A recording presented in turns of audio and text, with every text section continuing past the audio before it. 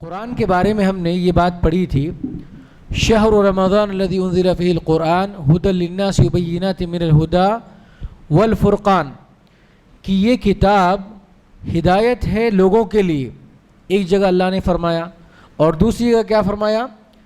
یہ کتاب ہدایت ہے متقیوں کے لیے، یعنی یہ کتاب ہدایت تو دینے والی ہے ہر انسان کو، لیکن صحیح معنوں میں ہدایت کون اٹھائیں گے، کون فائدہ اٹھائیں گے ہدایت سے؟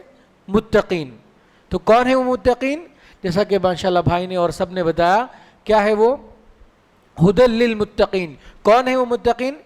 الذین یؤمنون بالغیب، جو غیب پر ایمان لاتے ہیں، ویقیمون الصلاۃ، جو نماز کو قائم کرتے ہیں، ومما رزقناہم ینفقون، جو کچھ بھی اللہ نے ان کو دیا اس میں سے وہ خرچ کرتے ہیں، والذین یؤمنون بما انزل الیک وما انزل من قبلک وبالآخرۃ ھم یوقنون، اور وہ اس چیزوں پر ایمان لاتے ہیں، ان کتابوں پر ایمان لاتے ہیں جو آپ سے پہلے ہی نازل ہوئی اور آپ پر، یعنی قرآن پر، وبالآخرۃ ھم یوقنون۔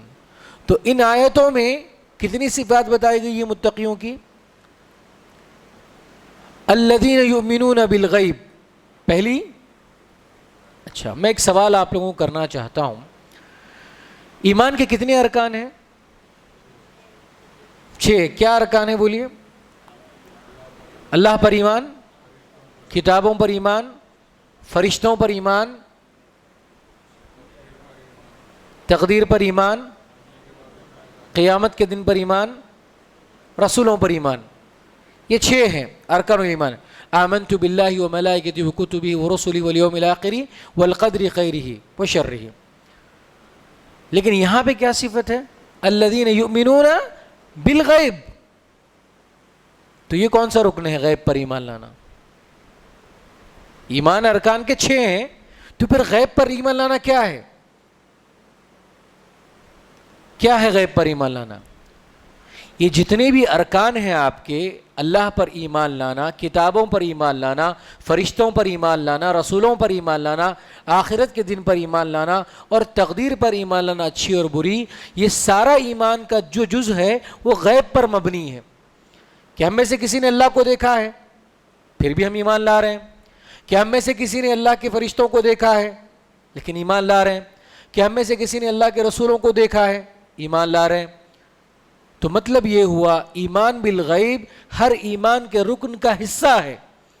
یعنی آپ اللہ پر ایمان لانے غیب کے ساتھ، آپ اللہ کے رسولوں پر، فرشتوں پر، کتابوں پر، قیامت کے دن پر اور آخرت پر ایمان لائیں، تقدیر پر ایمان لائیں غیب کے ساتھ۔ تو غیب پر ایمان لانا ایمان کا ایک اہم جز ہے، یہ رکن نہیں ہے لیکن ہر رکن کا ایک حصہ ہے، یہ جز ہے۔ اسی لیے جب انسان قیامت دیکھ لے گا تو کافر بھی کہے گا کہ میں ایمان لاتا ہوں۔ جو فرعون نے جب اس نے اپنی آنکھوں کے سامنے اپنی موت کو دیکھا تو کہا کہ آمنت بربی موسیٰ و ہارون، کہ میں ہارون اور موسیٰ کے رب پر ایمان لاتا ہوں۔ تو کیا اس کا ایمان قبول ہوا؟ نہیں، کیونکہ غیب کا ایمان۔ اسی لیے ان اللہ یقبل التوبۃ من عبدہ ما لم یغرغر نفسہ، جب تک انسان کو سکرات کا وقت طاری نہ ہو جائے اس وقت تک کی توبہ قبول ہے۔ مطلب کیا ہوا؟ اس دنیا میں رہتے ہوئے غیب کا اندازہ آپ لگا سکتے ہیں، لیکن اس دنیا میں جانے کے بعد آخرت جس کا انسان انکار کرتا تھا وہ اپنی آنکھوں سے دیکھ لے گا، اسی لیے اس پر اس وقت ایمان لانا اس کے لیے فائدہ مند نہیں ہوگا۔ تو اسی لیے سارے ایمان کا جو جز ہے وہ کیا ہے؟ ایمان بالغیب۔ بات واضح ہے جی؟ اس کے بعد ہے یقیمون الصلاۃ، دوسری صفت کیا ہے؟ نماز کو قائم کرنے والے۔ جب نماز کو قائم کرنے کی بات آئے گی تو آپ قرآن میں جہاں کہیں بھی مومن کی نماز کی صفت ہے وہ ساری چیزوں کو اپنانا اقامت الصلاۃ ہے۔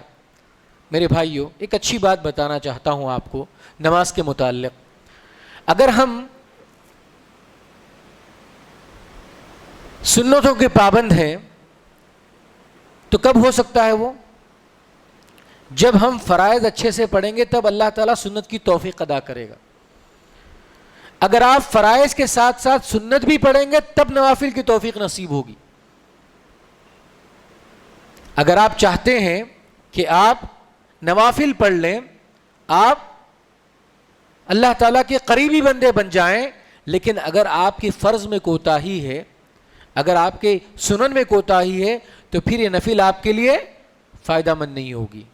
اگر کوئی انسان تراویح میں رو رو کر اپنی آنکھوں سے آنسو جاری کر لیتا ہے، لیکن وہ ظہر اور عصر کی نماز کو چھوڑ دیتا ہے، کیا اس کے لیے بہتر ہوگا؟ اگر وہ ظہر کی نماز میں نکلے اور اس کے پیشانی سے پسینہ نکلے، یہ زیادہ بہتر ہے کہ تراویح میں اس کی آنکھوں سے آنسو جاری ہو جائیں. مطلب کیا ہوا؟ مطلب یہ ہوا کہ ایک فرض ہے اور ایک سنت کا معاملہ ہے. تو اگر آپ چاہتے ہیں کہ آپ کو نفل کی توفیق ملے، آپ کو سنت کی توفیق ملے، تو سب سے پہلے آپ کے فرائض بہتر ہونے چاہیے. اور جب نماز کی بات آتی ہے تو خشوع خضوع کا مسئلہ آتا ہے. میرے بھائی، آپ نماز ایسی پڑھو گویا کہ آپ کی یہ آخری نماز ہے. جب تک یہ آپ کو محسوس نہ ہو اس وقت تک آپ کی نماز میں وہ طرز کا خشوع و خضوع نہیں آئے گا. اور آپ نماز میں یہ تصور کر لو، کیا کہا گیا؟ احسان کس کو کہتے ہیں؟ احسان ان تعبد اللہ کأنک تراہ فإن لم تکن تراہ فإنہ یراک، کہ آپ اللہ کی عبادت ایسے کرو گویا کہ آپ اللہ کو دیکھ رہے ہو. اگر آپ کے اندر یہ کیفیت طاری نہیں ہوتی ہے تو کم سے کم اتنا تو سمجھ لو کہ اللہ آپ کو دیکھ رہا ہے. میرے بھائیوں، یہ نماز انسان کے لیے بے حد ضروری ہے، کیونکہ قیامت کے دن سب سے پہلا جو عبادت کا حساب لیا جائے گا وہ نماز کے تعلق سے لیا جائے گا. اگر نماز بہتر ہوئی تو سارے اعمال بہتر ہوں گے، اگر نماز کا معاملہ بہتر نہ ہوا تو سارے معاملات بہتر نہیں ہوں گے. میرے بھائیوں، ہم میں سے کچھ لوگ ہوں گے، اللہ ہمیں توفیق دے، کہ رمضان میں نمازوں میں ایسی ہی سستی ہو رہی ہے جیسے پہلے ہوا کرتی تھی. کیا مطلب اس کا؟ اس کا مطلب یہ ہے کہ ہم صحیح معنوں میں نماز کو ادا کرنے سے قاصر ہے. کیونکہ اللہ نے نماز کے بارے میں کیا کہا؟ ان الصلاۃ تنہی عن الفحشاء والمنکر. اگر آپ کی نماز آپ کو برائیوں سے نہیں روک رہی ہے، اگر آپ کی نماز فحش اور منکرات سے آپ کو نہیں روک رہی ہے، تو مطلب کیا ہوا؟ کہ آپ کی نماز اس درجے کی نہیں جو آپ کو گناہوں سے روک سکے. تو میرے بھائیوں، اگر بندہ اپنی نمازوں کو درست کر لے گا تو یقین مانیے اس کی ساری زندگی بہتر ہو جائے گی. اللہ کے نبی صلی اللہ علیہ وسلم نے ہمارے لیے اور اسلام نے ایک بہترین پیغام نمازوں کے ذریعے کیا دیا پتہ ہے آپ کو؟ کہ انسان فجر سے لے کر عشاء کی نماز تک یا پھر اگلی فجر تک اگر ان نمازوں کے ساتھ اپنے آپ کو اہتمام کر لے گا تو اس کی زندگی کے سارے اوقات مرتب ہو جائیں گے. آپ اگر اپنی گھڑی سے اگر آپ پلاننگ کرنا چاہیں گے تو یہ آپ کے لیے ممکن نہیں ہوگا. کیوں؟ اس لیے کہ آپ وقت کو دیکھ کر کام کریں گے، لیکن اگر وہی کام آپ نمازوں کے لحاظ سے کریں گے، یعنی آپ اگر اپنی زندگی کو ایسے بنا لیں کہ فجر سے لے کر ظہر تک میرا کیا کام ہے، ظہر سے لے کر عصر تک میرا کیا کام ہے، عصر سے لے کر مغرب تک میرا کیا کام ہے، مغرب سے لے کر عشاء تک کیا کام ہے، عشاء سے لے کر فجر تک کیا کام ہے. یقین مانیے اگر آپ کی زندگی اس طرز پہ آپ ڈھال لیں گے تو آپ کی نمازیں بہتر ہو جائے گی. اور نمازوں کو بہتر بنانے کا اور ایک نسخہ میں بتاتا ہوں آپ کو. آپ نے 2 نمازیں پڑھی، ایک نماز میں آپ اس وقت میں شامل ہوئے جب عین اقامت کا وقت تھا اور آپ نماز میں شریک ہو گئے، اور ایک نماز کے لیے آپ اذان کے ساتھ مسجد میں داخل ہوئے اور آپ کو سنت کے پڑھنے کا وقت ملا، آپ نے توبہ کی اللہ سے، آپ نے ذکر کیا اور پھر آپ نماز میں شامل ہوئے. اب مجھے بتائیے دونوں میں سے کون سی بہتر نماز ہوگی آپ کی؟ جو آپ اذان کے وقت مسجد میں داخل ہوئے. کیوں؟ کیونکہ انسانی جو دماغ ہے اس کے اندر لامتناہی سلسلہ چلتا ہے افکار کا. ہم افکار کا سلسلہ ہمارے پاس چلتا رہتا ہے، کس سے لینا ہے، کس کو دینا ہے، کس کا معاملہ ہے، یہ ساری چیزیں ہمارے پاس چلتے رہتی ہیں. آپ روڈ سے آئیں گے، ٹریفک کا مسئلہ رہے گا، یہ ساری چیزیں آپ کے ذہن و دماغ میں رہے گی. اگر آپ اسی وقت میں نماز میں داخل ہوں گے تو نماز کی کیفیت، اس کا خشوع و خضوع آپ پر طاری نہیں ہوگا. اور آپ کو کبھی کبھار ہوتا ہے نا ہمارے ساتھ ایسا کہ ہم نماز میں داخل ہو جاتے ہیں اور امام صاحب سلام پھیر دیتے ہیں، ہم کو پتہ بھی نہیں چلتا کہ نماز کب ہو گئی. کیوں ہوتا ہے ایسے؟ اس لیے کہ آپ نماز کی کیفیت میں نہیں آئے، آپ وہ حالت میں نہیں آئے کہ اپنے آپ کو نماز کی قابل بنا لیں. یقین مانیے میرے بھائیوں، نماز اگر 10 منٹ ہے تو آپ نماز سے پہلے 10 منٹ اور نماز کے بعد 10 منٹ اس کا اہتمام کر لیں. ہر نماز کے لیے کم از کم آپ آدھا گھنٹہ وقت دیں. اس کے بعد دیکھیے آپ کی زندگیوں میں نماز کی کیسی برکت آئے گی. اگر آپ نماز سے پہلے مسجد میں آئیں گے تو آپ وہ نماز کی کیفیت میں آ جائیں گے، اللہ سے وہ قربت کا معاملہ حاصل کر لیں گے. اور اس کے بعد جب آپ نماز پڑھیں گے تو یقین مانو میں وہ نماز کے اندر آپ کو وہ برکت نصیب ہوگی. اور نماز پڑھنے کے بعد اگر آپ بیٹھیں گے تو کیا فائدہ ہوگا؟ فرشتوں کی دعا آپ کو ملے گی. فرشتے آپ کے حق میں دعا کریں گے، اے اللہ اس بندے کی مغفرت کر دے، اے اللہ اس بندے پر رحم کر دے. اور آپ کو میں بتاؤں جتنی بھی دعائیں ہیں اس کی قبولیت کے لیے سب سے پہلی کیا چیز چاہیے؟ اللہ کی رحمت. اگر اللہ کی رحمت شامل حال ہوگی تبھی اللہ تعالیٰ آپ کو عطا کرے گا. کیا فرمایا آدم علیہ السلام نے؟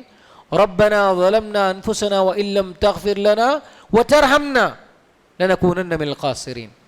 تو اللہ کی رحمت جب تک ہمارے پر شامل حال نہ ہو ہمارے ساتھ کچھ مسئلہ نہیں ہو سکتا. اسی لیے آپ یہ آج کے بعد اہتمام کر لیں. کیا اہتمام کریں؟ جیسا کہ ہم نے آپ سے کہا تھا کہ ہمارے دروس یہ تربیت کے دروس ہیں. ہم چاہتے ہیں کہ ہماری اصلاح کریں، تربیت کریں.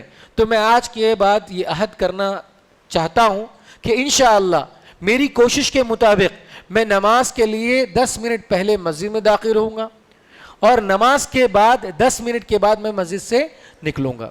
میں آج یہ عہد کرنا چاہتا ہوں. ہے آپ میں سے کوئی جو اس بات کا عہد کرنا چاہتا ہے؟ آپ سب عہد کرنا چاہتے ہیں اس بات کے لیے کہ آپ نماز کے لیے وقت سے پہلے پہنچیں اور نماز کے ہونے کے بعد وقت سے جائیں.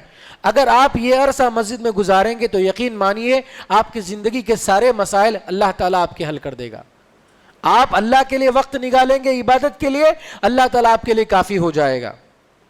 ورنہ یقین مانیے جو بندہ اللہ کے لیے عبادت کے لیے وقت نہیں نکالے گا اس بندے کے لیے اللہ تعالیٰ اس کے نظروں کے سامنے، اس کی آنکھوں کے سامنے فقر و فاقے کو لا دے گا. اور زندگی بھر کی کوشش کر لے لیکن کبھی بھی وہ اس کو غنا نفس نہیں ملے گا، اس کو اطمینان نہیں ملے گا. لیکن انشاءاللہ اگر اس طرح کا اہتمام ہوگا تو ضرور ملے گا. اس بات پر بات کو ختم کرتے ہوئے میں اللہ سے دعا کرتا ہوں کہ اللہ تعالیٰ ہماری نمازوں کو بہتر بنا دے. میرے مولا ہم میں ایک نماز بھی تیرے لیے اس قدر پہ نہیں پڑی کہ ہم یہ کہہ سکتے ہیں اس نماز کے بدلے ہماری مغفرت ہو جائے گی. اے اللہ شاید ہم نے زندگی میں ہزاروں سجدے کیے لیکن وہ سجدوں سے ہم کو اطمینان نہیں ہے میرے مولا. اے اللہ ہماری سجدوں کو تیری بارگاہ میں قبول فرما دے. اے اللہ تعالیٰ ہمارے سجدوں کے عوض تو ہمیں جنت نصیب فرما دے. اے اللہ تعالیٰ ہماری نمازوں کو تو بہتر بنا دے. اے اللہ اگر ہماری نمازوں میں کوتاہیاں ہیں، اے اللہ ہمارے فرض میں کوتاہیاں ہیں تو میرے مولا سنن و نوافل کے ذریعے ان کوتاہیوں کو پورا کر دے. اے اللہ جب تک تو ہمیں توفیق نہیں دے گا اس وقت تک نمازوں میں ہمارے لیے خوش و خضوع نہیں آئے گا. اے اللہ ہم عہد کرتے ہیں اس بات کا کہ ہم بہتر انداز میں، اچھے انداز میں خوش و خضوع کے ساتھ جو ہے نماز ادا کریں گے. تو اللہ تعالیٰ ہمیں توفیق دے. آمین. وآخر الدعوانا الحمد للہ رب العالمین. جزاکم اللہ خیر.